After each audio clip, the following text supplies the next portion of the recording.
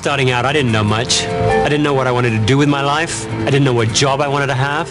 I didn't even know how I was going to pay the bills. But one thing I was sure of was that I was different than my brother and my sister. I had an elder brother and a younger sister, and looking at them, I knew I could never be like them.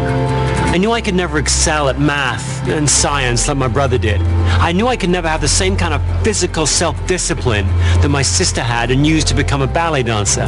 Instead, I knew that I had different strengths, different talents. And although I was confused about a whole lot of stuff, I was just sure that the world was going to wait for me until one day I would pop out of school and get to make my unique mark on the world. And I bet you feel that way. I mean, think back to when you were in school. You knew that in school there were certain subjects that you were drawn to, certain subjects that just grabbed your attention and wouldn't let it go, certain classes where time whipped by and before you even knew it, the bell had rung, and although you wouldn't have admitted it, you kind of wanted the class to happen all over again. And if you didn't like school, then maybe there were certain situations you were drawn to, or certain people you wanted to be around, or certain times when you just knew you were at your best. And you wouldn't call those strengths, not yet anyway, but even back then you knew you had something. You knew you had something special. And now you're holding out hope that your life, your work, your job is going to give you a chance to show everyone what that special thing is. And I've studied over the years thousands of successful people, and if you look at the world through their eyes, work can be a great place. It can be a place where you have a chance to be challenged in just the way that you like to be challenged. It can be a place where people recognize you for what you do well and then push you to get better at it. It can be a place where you get to make the kind of difference that only you can make.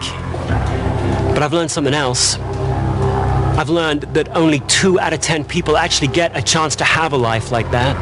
I've learned that only 2 out of 10 people get to play to their strengths at work most of the time. Now, the most successful people do, but only 2 out of 10 people get to experience that success. And the needle isn't moving. I do hundreds of these speeches every year to executives, and I tell them a message. I tell them how to figure out their strengths and put them to work, and they hear it, and they believe it, and they want to do it, but it's almost like they're too far down the road to do anything about it. They've got mortgages to pay, and they've got bills to think about, and they've got a growing family, and they've got a career, and they've got promotions, and it's almost like life has pushed them too far down the road now they don't feel like they can make a choice. Well, you'll find that. You'll find that life gets really heavy really quickly, and the longer you wait, the heavier it gets. And if you're not really careful, you're going to wind up living some second-rate version of somebody else's life. You're going to wind up in a job where you're not engaged, a job where you're just marking time, where you're just putting in the hours until the weekend comes around, a job where you're not engaged and excited, but a job where you're bored, where you're drained, where you're burned out, where you're trapped. Else's life. You're going to wind up in a job where you're not engaged, a job where... And when that happens, you can blame someone else. You can blame your teachers or your parents or your boss or fate. You can blame someone else, but the responsibility doesn't lie there. It lies with you. It lies with what you choose to do. So the question you got to get your head around right now, is how do you avoid that future? How do you avoid becoming one of the 8 out of 10 that don't play to their strengths? How do you get to build the kind of life where you are playing to your strengths in life most of the time? How do you build that life? How do you build that kind of success? What do you need to know? And what do you need to do before it's too late? Well, here are 3 myths that are going to hold you back. Now, other people are going to tell them that they're true, but they're not. You need to expose them for myths. You need to blow them up, figure out what's true, and then stencil it to your forehead. And don't let anyone ever tell you different. Here's the first myth.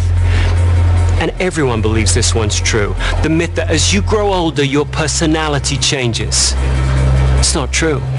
Here's what's true. As you grow older, you become more and more and more of who you already are.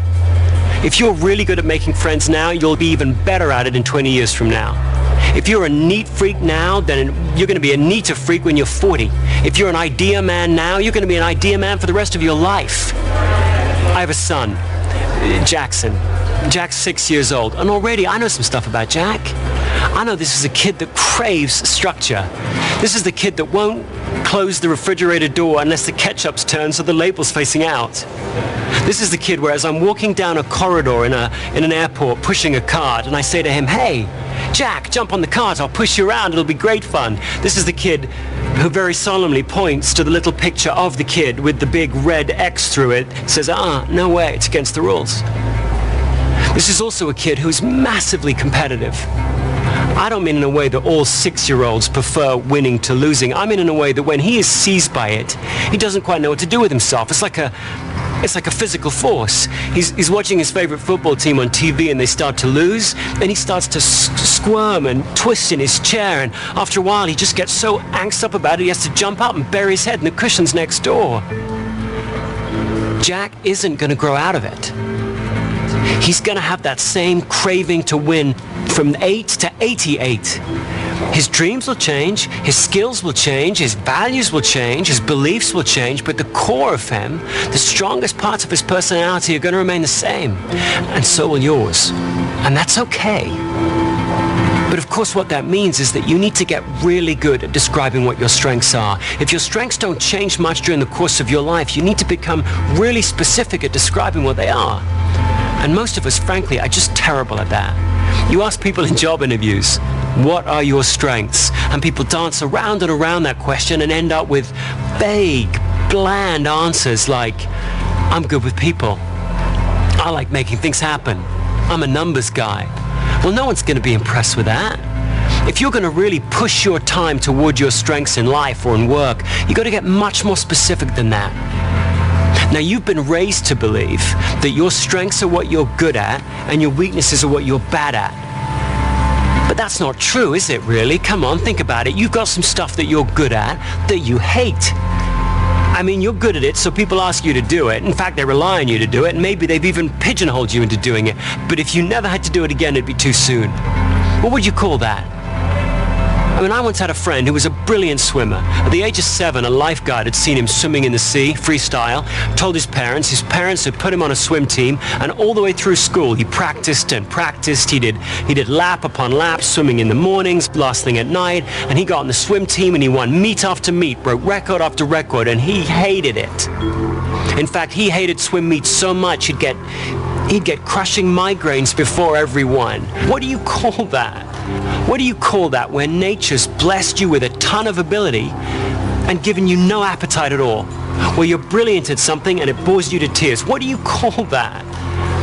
Well, you call that a weakness. A weakness is any activity that leaves you weaker after you've done it. Doesn't matter how good you are at it. If it leaves you weaker after you've done it, it's a weakness. And of course, a strength is the opposite. A strength, your strengths, are those activities that leave you feeling strong. Those things that you do that make you feel strong.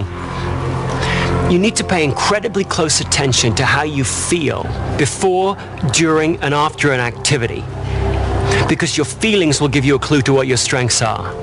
If before you do an activity, you actually find yourself looking forward to it, it's a strength. If while you're doing it, you find that you're in the zone, time flies by, you can totally concentrate, it's a strength. If after you're done with it, you feel fulfilled, it's a strength. Not fulfilled as in, thank goodness that's over, but fulfilled as in jazzed or jacked up. That's a strength. Now, to discover what your strengths are then, you don't need someone to tell you what they are. You don't need to take a test. You can find out what your strengths are in a regular week of life. Here's what you should do. Just try this. Take a pad around with you for a week, and anytime you find yourself actually looking forward to doing something, doesn't matter what it is, anytime you find yourself actually looking forward to doing something, scribble it down. Anytime when you're doing something, you find yourself just really in the zone, stop for a minute, scribble it down. Anytime when you're done with something, you feel jacked up and enthused, scribble it down. Don't wait until the end of the day. Don't wait until the end of the week and try and recreate it. You'll end up being way too vague. Do it in the moment. And don't write stuff down that other people are doing to you. Don't write down, I felt strong when my manager praised me. That's the manager doing it to you. Write down stuff you're doing. Don't judge it. Just write it down. Verbs, stuff you're doing. I felt strong when I helped my mom understand that point I was trying to make. I felt strong when I when I cleaned up my room. I felt strong when I was retiling the bathroom. Doesn't really matter what it was. Just write it down. If you feel strong before, during, and after it, scribble it down. And then at the end of the week, what you'll find is you'll have a long list of activities. Well, scan that list and pick the 3 that really leap out at you. Those are your strengths.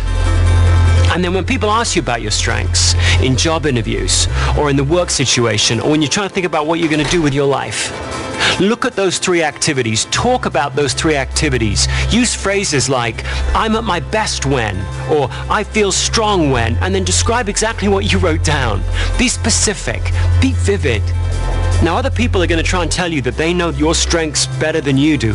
Your parents, your teachers, your managers, but they don't.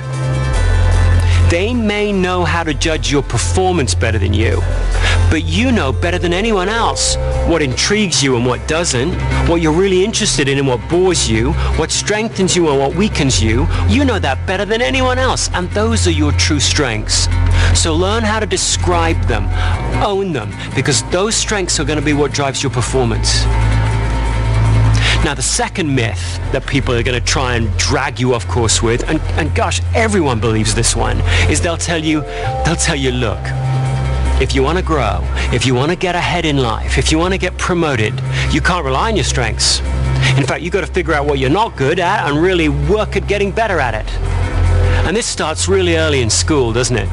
You came back home with 2 A's, a C, and an F, and everyone, your parents, your teachers, they focused on the F, didn't they? You were really good at English and bad at maths, and you got remedial maths. And this continues at work. It will. You'll go to your first performance review, and it'll be 2 minutes on what you did well, and then they'll really drill down into what you need to work on. And what you'll need to work on are your weaknesses. If you're not careful, your whole career is going to be one long remedial math class. Now, the point here isn't that you can ignore your weaknesses at work. You can't do that any more than you can ignore the F in school. The point is that you shouldn't be working on your weaknesses. You're not going to grow most in the areas where you're weakest. You should be working on your strengths. That's one of the truths that's so important for you to remember. You're going to grow most, learn the most, develop the most, be challenged the most, bounce back fastest when you're working on your strengths. If you want to know a truth, know this one. Always be working on your strengths. If you want to succeed in life, you've got to deliberately push your time toward where you have some unfair advantage over everybody else. That means each week you ought to have a strong, weak plan. Each week you got to have a strong, weak plan. That's not complicated. That just means that each week you're going to have 2 things, just 2 things you're going to do each week to push your time toward your strengths and away from your weaknesses. Just 2 things you're going to do every week for the rest of your life. Think about the most successful people you know. Just for a minute, just think about the most effective people you know. Just get them in mind. Just visualize them. Don't they seem to spend an awful lot of time doing activities that really jazz them, that energize them? And you look at them and you go, you lucky devil. You lucky devil. How'd you find a job like that? How'd you find a life like that? How'd you find a job that fit you so perfectly? But of course they didn't find it, did they? They built it.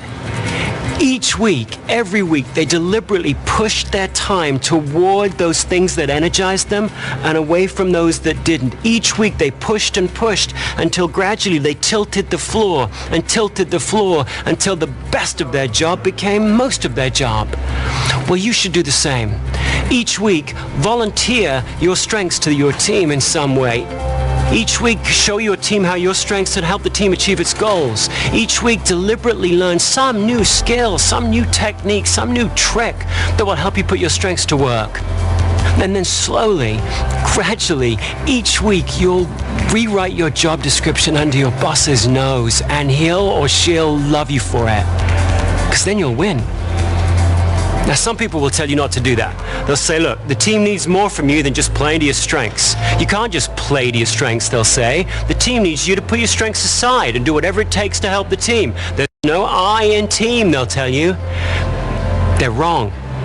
That's actually the last myth that might be holding you back. The myth that the best teams have a bunch of well-rounded people all playing every role equally well. Well, they aren't like that, are they? You look at the best teams.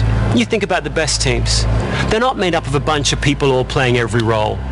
They're made up of a bunch of people who have figured out what their strengths are, and they've surrounded themselves with people who are strong where they're weak. So the team has become well-rounded precisely because each individual in it isn't. Well, if you want to become a great team player, you've got to do the same. You've got to partner with people who are strong where you're weak. The point of being a great team player is not to put up with all the stuff that weakens you. The point of being a great team player is to partner up with people who are different from you. What we, your teammates, what we need from you is we need to know, where are your shoulders broadest? Where can we rely on you the most? When the pressure's really on, where can we count on you the most? When the pressure's really on, what plays can you run? And you need to know the same from us so that we can partner up and get stronger together. Now, to be that kind of team player, the kind of person who knows their strengths, knows their weaknesses, and can stand up for both, that takes a lot of courage. That takes a lot of honesty. Warren Buffett, second richest man in the world, he knows a fair bit about that kind of honesty, that kind of courage. Recently, he did something really strange, didn't he? He gave away $31 billion to the Bill and Melinda Gates Foundation. And he held a press conference to try and explain why he would do such a thing, where somebody said, hey, why'd you give all your money to somebody else's charity? And he gave two answers. One of them predictable, the other one just odd. The predictable one was this. He said, I gave it to the Gates Foundation because they can give it away better than I can. They are better than me, so I'll give it to them. They'll give the money away better than me. Typical, practical, Buffett-like answer. And if he'd have left it at that, we'd have chalked it up to just another example of Warren Buffett being smarter and wiser and humbler than the rest of us. But he didn't leave it at that. He couldn't. In the Buffett equivalent of Jack jumping up from the sofa, he couldn't help himself. He went on and he said, besides, charity's no fun for me. Who says that? I mean, some of us may occasionally think that, but who says charity's no fun for me? Imagine the kind of courage and self-assurance it takes to stand up in front of the world and go, you know what? That's not me. In work, that would be like you saying, you know what? I don't want to be a manager.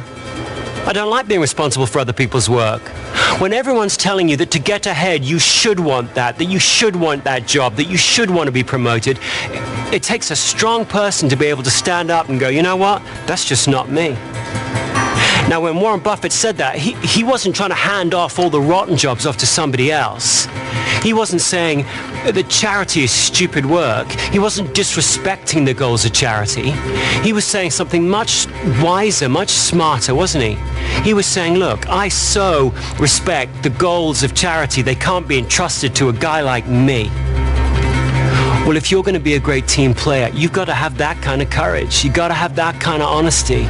You've got to be able to take a stand for your strengths and then fess up to your weaknesses. And then surround yourself with people who are strengthened by the very things that weaken you. Then and only then are you going to achieve the kind of success that you always knew you could achieve. Now, I'm not saying this is going to be easy. It's not going to be easy to stay on your strengths path.